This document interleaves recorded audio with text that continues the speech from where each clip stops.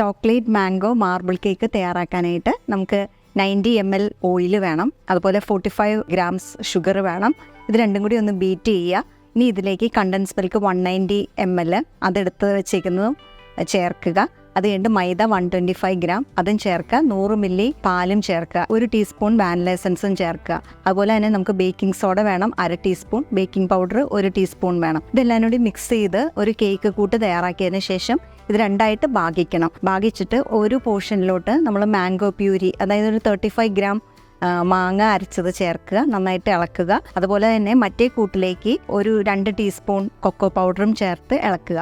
പിന്നെ നമ്മൾ തയ്യാറാക്കി വെച്ചിരിക്കുന്ന കേക്ക് പാനിലേക്ക് ഈ 2 കൂട്ടും മാറി മാറി ചേർത്ത് ടൂത്ത് പിക്ക് വെച്ചിട്ട് ഒന്ന് സ്വിർൽ ചെയ്ത് കൊടുക്കുക. കുറച്ചൊന്നൊരു മാർബിൾ എഫക്റ്റ് കിട്ടാൻ വേണ്ടിയിട്ട് നമ്മൾ അങ്ങനെ ഒന്ന് ഇളക്കി കൊടുക്കുക. ഇനി നമുക്കിത് 180 ഡിഗ്രി സെൽഷ്യസിൽ ചൂടാക്കിയ അവനിൽ ഒരു 30 minutes ബേക്ക് ചെയ്തെടുക്കാം.